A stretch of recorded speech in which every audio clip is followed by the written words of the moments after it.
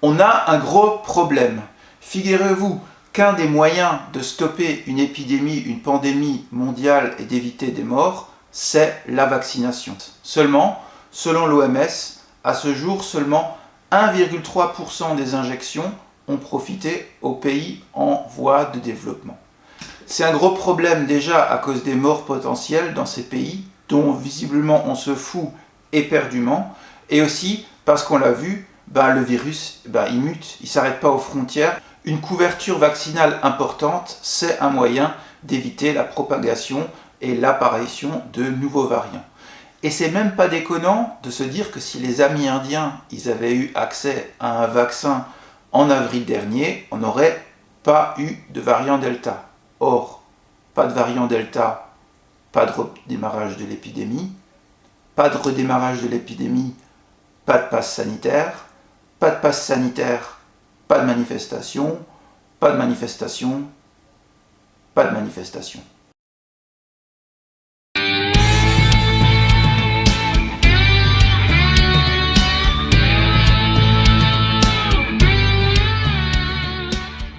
Bonjour à tous et bienvenue, cette vidéo fait suite à la première à propos des entreprises pharmaceutiques et dont j'ai fait la semaine dernière un petit correctif, un petit supplément sous forme de vlog. Vous les trouverez sur la chaîne et je vous les remets en description. En tout cas, aujourd'hui, on va essayer d'aller vraiment sur cette question de la vaccination généralisée. Alors, je ne dis pas que c'est la seule solution, je dis juste que c'est l'une de celles qu'on entend le plus et on va aborder les 4 possibilités qu'on aurait pour distribuer peut-être plus de vaccins aux pays qui sont actuellement très faiblement vaccinés. Si tu n'es pas encore abonné, c'est le moment de le faire et n'oublie pas aussi de rajouter un petit pouce bleu parce que ça va m'aider pour le référencement. Alors, une des bases constitutives du capitalisme, j'en ai déjà évoqué certains trucs dans la première vidéo, mais là, on va parler de la propriété privée. Et ce qui nous intéresse, c'est la propriété intellectuelle. Donc, lorsque un laboratoire pharmaceutique sort une molécule, il en obtient un brevet. Ce brevet, il doit être fait avant la commercialisation et ensuite le laboratoire a l'exclusivité de la commercialisation de la molécule pendant 20 ans. Ensuite, ça tombe dans le domaine public et on peut faire des génériques. Donc on va voir les 4 solutions envisageables pour mieux équilibrer la répartition de la vaccination sur la planète et vous pourrez me dire en commentaire de cette vidéo laquelle vous préfériez mettre en place si vous étiez un grand dirigeant mondial.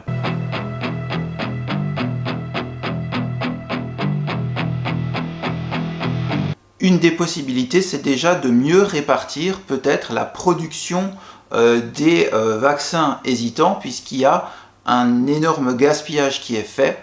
Donc il y a un média américain, NBC, qui a eu l'info du département de santé américaine au printemps dernier. Ils ont jeté 15 millions de doses de vaccins.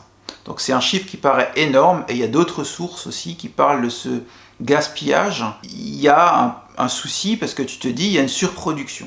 Et en fait, pourquoi il y a une surproduction? C'est toujours comme ça que ça fonctionne dans le capitalisme. Dans l'alimentaire, il y a constamment surproduction est soit jetée, soit redistribuée. Si vous voulez aller voir comment ça fonctionne, vous vous engagez dans une banque alimentaire près de chez vous et une journée en tant que bénévole et vous verrez les camions arriver avec tous les surplus de produits frais que les supermarchés n'ont pas pu écouler la veille. Et vous avez comme ça tout un cycle qui produit tout le temps de la surproduction. Et il y a des systèmes dans l'alimentaire qui permettent de redistribuer facilement les surplus pour que ça bénéficie à certains qui en ont besoin. Donc là, pourquoi ne pas l'imaginer dans le cadre des vaccins? En fait, ça pose souci déjà parce que un certain nombre de ces doses ne sont tout simplement pas utilisables. Parce que si elles sont jetées, c'est parce qu'il y a eu un problème. Il y a eu un problème dans la fabrication, dans l'empaquetage, dans le stockage. Donc tout un tas de choses qui font que comme c'est un produit sécurisé, tu peux pas le commercialiser. Donc déjà une partie, on ne sait pas la proportion, mais une partie de ces doses n'est pas utilisable. En plus, tu as le souci que Ça vous le savez, les vaccins ARN messager, dans un flacon il y a plusieurs doses. Et donc une fois que vous l'avez ouvert, si ce n'est pas utilisé, vous êtes obligé de jeter. Je vous mets un article en description qui explique par exemple que le Malawi avait eu des doses, mais que faute d'avoir pu les utiliser à temps, il a finalement tout dû jeter parce qu'il n'avait pas les infrastructures pour le mettre en place. Donc on voit que cette solution, ce serait quelque chose peut-être facile à faire, mais en fait non, pas du tout. Et de toute façon, ça ne suffirait pas pour couvrir les besoins en vaccination. Donc maintenant, on va venir à la solution qui est primée actuellement par les pays occidentaux, c'est l'aide internationale et le système, il s'appelle COVAX.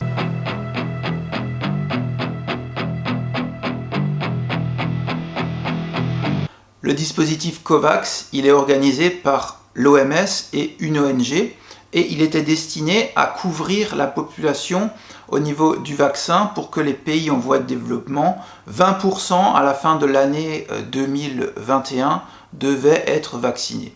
Vous le voyez, on en est très très loin puisqu'on n'est même pas à 5% dans certains pays. Alors ça dépend quel pays, parce que COVAX c'était un dispositif, les pays devaient adhérer et par exemple en Amérique du Sud, il y avait beaucoup de pays adhérents qui maintenant sont arrivés à mettre en place des campagnes de vaccination. Mais ce système-là, en fait, il a été dépassé. Pourquoi ? Parce que le principal acteur de cette campagne, c'était AstraZeneca.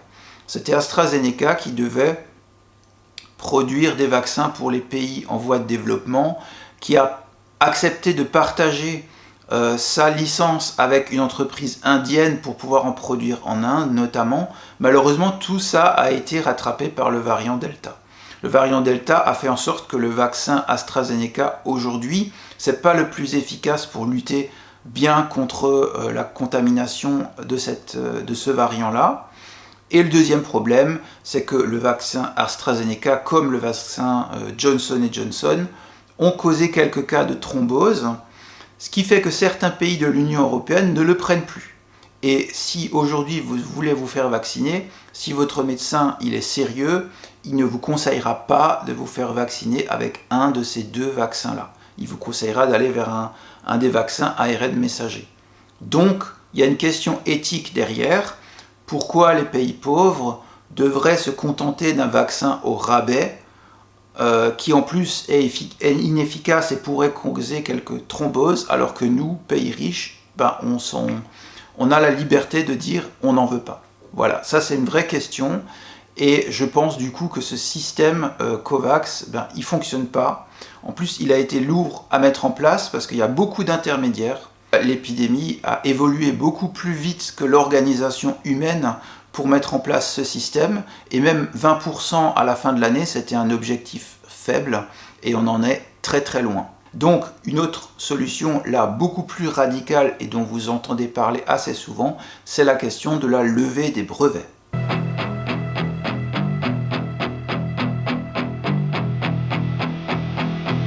Avec la levée des brevets, on est dans la mesure anticapitaliste de base, puisque là, vous remettez en cause le principe de propriété privée, qui est l'un des piliers du capitalisme.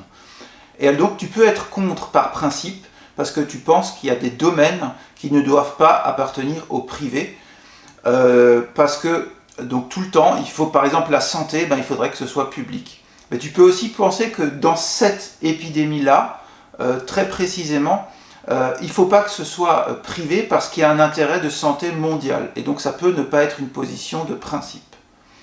Et il y a enfin un troisième argument qui est important, c'est la part de financement public qui ont servi à financer la recherche pour les vaccins et à sortir les vaccins assez tôt. Tu peux aussi être contre de manière plus pragmatique parce que tu penses que l'argent de la recherche, qui est en partie publique, ça doit revenir au bien commun.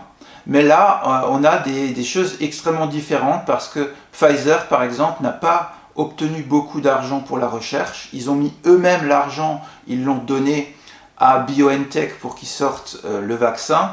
Tout ça à perte, avant que sorte vraiment l'histoire de la pandémie, c'était de l'argent donné à perte.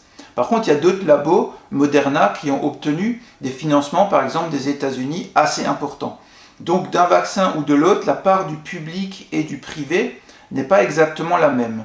Et puis il y a autre chose là où le public a le plus contribué, c'est en achetant des doses à l'avance. C'est là où le financement public il a été plus important que dans l'aspect recherche. Aujourd'hui, la plupart des ONG comme Amnesty International sont pour la levée des brevets, l'OMS est pour la levée des brevets, et même le pape est aussi pour la levée des brevets. On voit que c'est une mesure qui rassemble beaucoup de personnes qui s'attachent à cette notion de privé dans le cadre d'une pandémie mondiale et de personnes qui meurent au niveau mondial. Il y a plusieurs limites à la question de lever des brevets. La première, c'est déjà qu'il ne faut pas seulement lever un brevet pour avoir la possibilité de créer un vaccin ARN messager, mais c'est une chaîne de brevets, et une chaîne de brevets par entreprise concernée.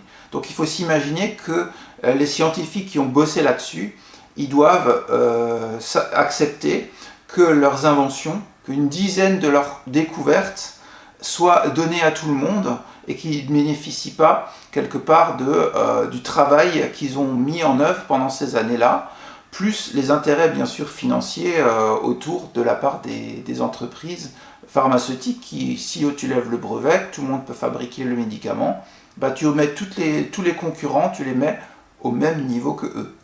Mais en plus, tu n'es pas certain que juste en levant le brevet, tu arrives automatiquement à créer assez de vaccins pour pouvoir les distribuer dans les pays en voie de développement.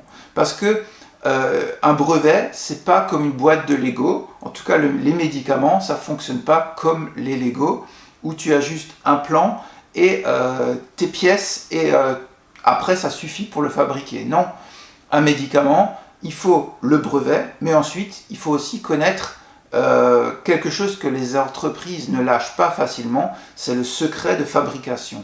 C'est-à-dire qu'une fois que tu as le plan, comment tu le fabriques. Ça, c'est la deuxième chose.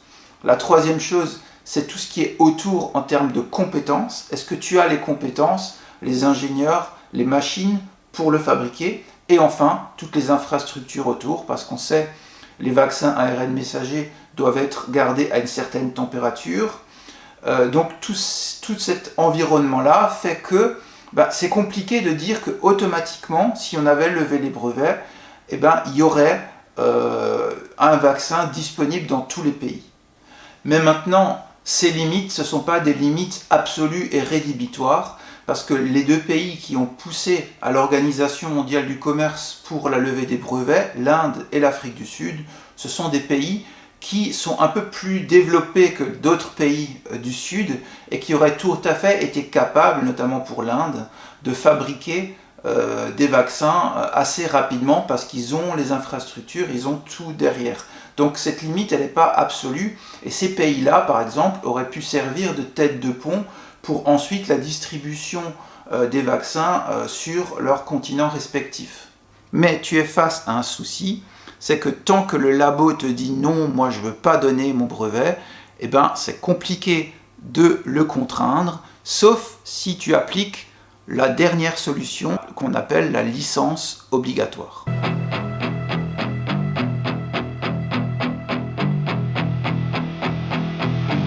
La licence obligatoire, c'est un régime dérogatoire qui est inscrit dans le droit international et dans le droit de plusieurs pays. Elle permet à un État de suspendre temporairement l'exclusivité du brevet qu'a une entreprise pour avoir accès à un produit qui soigne sa population. Voilà, donc le droit de propriété, il n'est pas exclusif et il existe dans la loi cette limitation. Donc dans le cadre du Covid, c'est l'Organisation mondiale du commerce qui intervient en intermédiaire à la demande de pays du Sud pour obtenir une licence obligatoire pour avoir la possibilité dans leur propre pays de produire des vaccins pour leur propre population. Déjà, il faut savoir que par rapport à ce qu'on a parlé avant, c'est-à-dire la levée des brevets, ce qu'on voit, c'est que il y a des pays qui s'y opposent, notamment l'Union européenne, parce que l'Union européenne est exportateur de vaccins. Donc dans sa balance commerciale, elle aurait beaucoup à perdre de lâcher les brevets et de permettre aux pays du Sud de fabriquer eux-mêmes des vaccins. Alors l'Union européenne ne fabrique pas le vaccin lui-même, mais les met. Il y a pas mal d'entreprises en Europe qui les mettent en conditionnement. Et donc une fois qu'ils sont mis en conditionnement, ils sont exportés. Donc ça compte dans l'export de l'Union européenne. Étonnamment, les États-Unis, qui eux, au contraire, fabriquent le vaccin à la base, donc eux, ils ont plaidé, Joe Biden, au printemps dernier, il a plaidé pour la levée des brevets. Pourquoi il a fait ça? Tout simplement, déjà c'est un coup de com', il était élu quelques mois avant, c'était histoire aussi un peu de secouer le cocotier, et puis certainement, lui, ce qu'il cherche stratégiquement, c'est d'aller vers justement des licences obligatoires. Donc en provoquant un petit peu les entreprises pharmaceutiques et puis ces autres partenaires internationaux sur cette question, c'était aussi pour montrer qu'il y a un intérêt aussi pour les entreprises américaines, pour certaines entreprises américaines, à ce que les vaccins soient accessibles partout. Pourquoi? Il y a plein de raisons là-dedans. Alors, on peut mettre plein d'hypothèses. C'est vraiment à l'état d'hypothèse, mais tu as déjà la place du dollar, très importante dans le monde. Plein de pays du Sud commercent en dollars. Donc ces pays-là, s'ils sont confrontés à des pandémies, à des arrêts d'économie, c'est une monnaie qui ne circule plus. Tu as la place des multinationales américaines dans tous ces pays-là, principalement en Amérique du Sud, mais même dans d'autres pays en Asie où elles sont très présentes.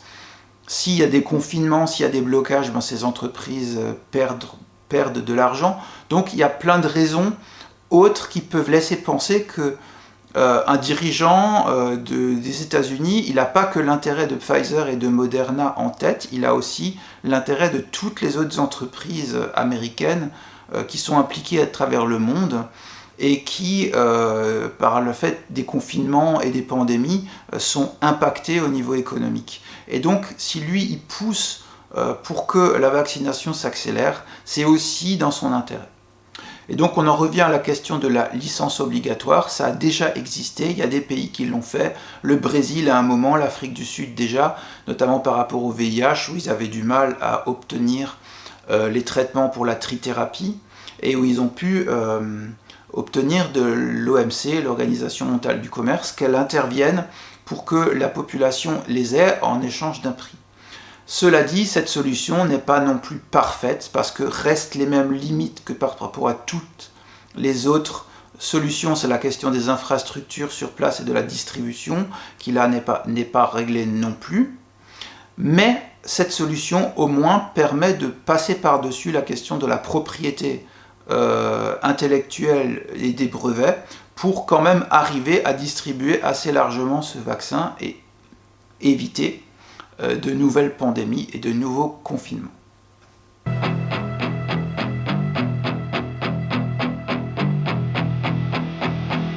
Donc on a vu 4 dispositifs possibles pour essayer de distribuer largement les vaccins. Maintenant, est-ce qu'il y en a un seul qui est parfait? Non, apparemment non. Mais alors, est-ce qu'il faut rien faire? Je pense pas. Je pense que la question de la licence obligatoire, c'est quand même la moins mauvaise des solutions, même si elle n'est pas parfaite, parce qu'il y a plein de choses d'inconnues.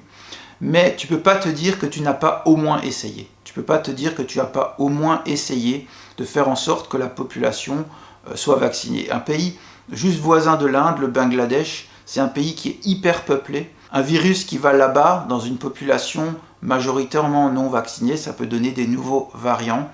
Et voilà, il y a plein d'autres pays comme ça, en Afrique, en Amérique du Sud, qui sont très faiblement vaccinés.